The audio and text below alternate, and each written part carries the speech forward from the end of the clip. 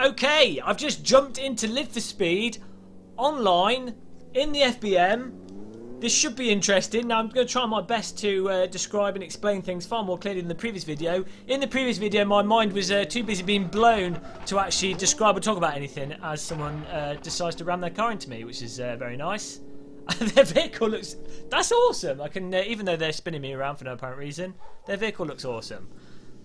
Okay, well first things first, let's see how T1 goes. I'm sure this is going to go well. It always does.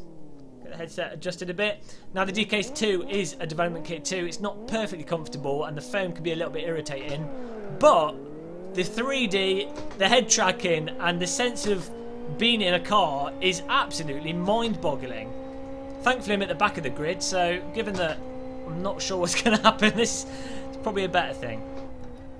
Brake a little bit early.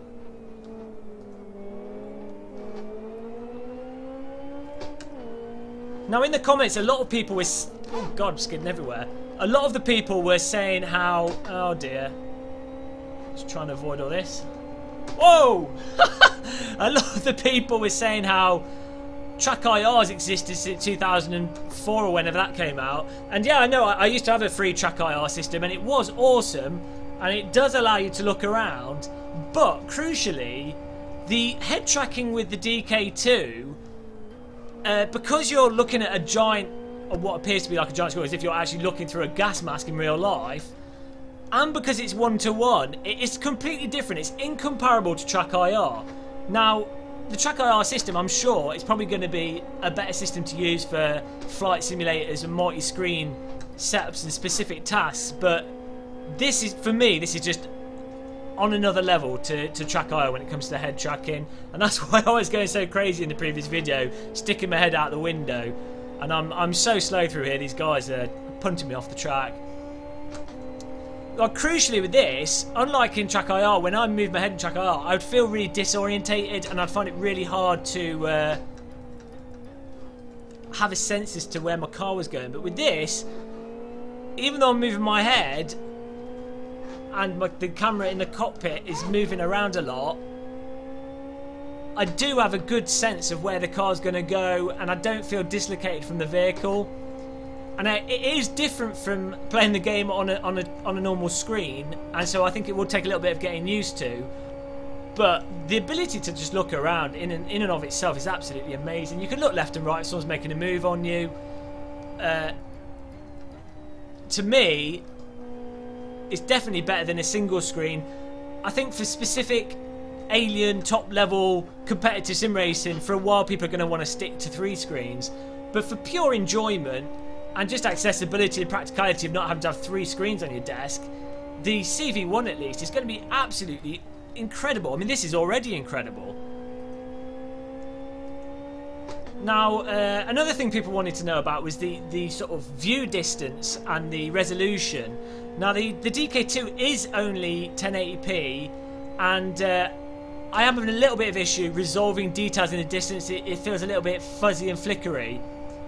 It's miles better than the DK1, but there could obviously still be improvements in the graphics. Now, I'm just going to, as I drive down this straight, what I'll do is I'll call out the brake markers as I see them. Well, I'll do it when I get to the end, and I'll call out the brake markers when I can clearly see them on my screen.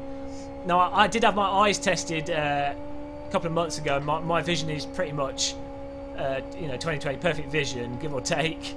Okay, here we go. 250, 200, 150, 150. There you go. So the points where I called them out was when they were clearly legible for me on the DK2 screen. Not sure if that gives you any idea. But in terms of raw clarity, anything that's at least, let's say about 30 meters in front of the car, I can see perfectly fine. After that, it starts getting a little bit not foggy, but it's not as crisp as you'd want it to be for a completely smooth, perfect experience. So yeah, the resolution is just a massive improvement over the DK1, and it's just on the cusp of being good enough to have the device to wear all the time and sim race with. Maybe the consumer version, if they do the one, I think they were going to do, I don't think they'll do a 4K screen, but they were going to do like a 1440p screen. That's probably going to be enough. So you're going to want to get a CV1. I'm definitely buying one as soon as they come available. Look at this.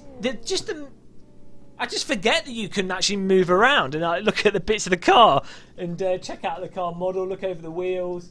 You can turn all the way around, which again, you just don't expect to be able to do it. It's like you've got to relearn how you play games. Now, as you can see, I'm poking my nose a bit. That's because this bit of foam isn't the most comfortable, and that's one of the things with the DK2.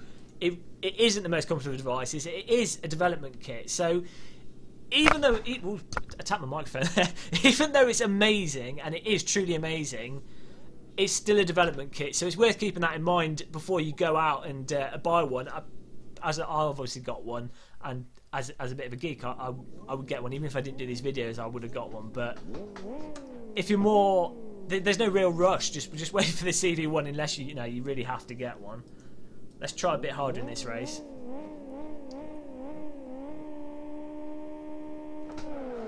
What's really awesome though is if you keep your head completely static, like I'm going to keep my head totally still, because the head tracking is so precise. You end up with a similar situation as to what you would get if you were just watching on the screen. Oh, absolute carnage. I'm going to stick up the inside. That didn't quite go to plan. I guess I half avoided it.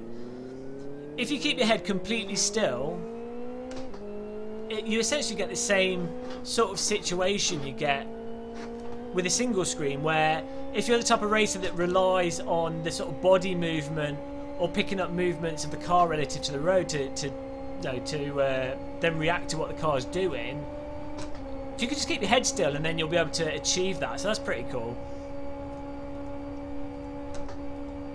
Now another thing is the mirrors in this. Some people were saying for Assetto Corsa they're worried that the mirrors aren't like real mirrors. In R-Factor 2 and in Euro Truck Simulator, the mirrors actually work like real mirrors in terms of if I move my head, the image on the mirror changes. Oh, let's try and avoid all this absolute... Okay. That's so cool. Oh dear. I just had to make a noise there. Mortal Kombat sound effect. But absolutely awesome. Yeah, people were worried about the mirrors being a bit like TV screens, and they are, but it's not really a problem that they're not moving. It is better in Euro Truck Simulator, and I think if they do move, it does make it slightly more realistic. But it's not the end of the world.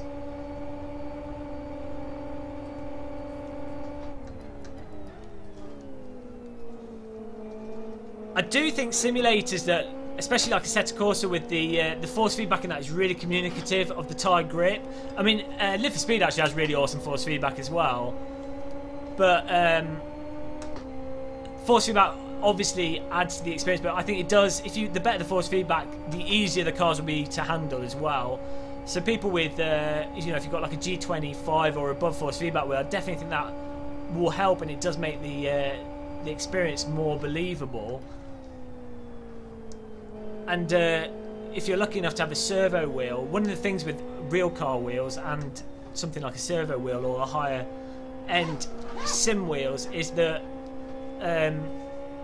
there's a lot more self-aligning torque, and you're working the car, you're sort of working with the car in a different way. When you're using consumer force feedback wheels, you kind of have to drive over the top of a car. What is he doing?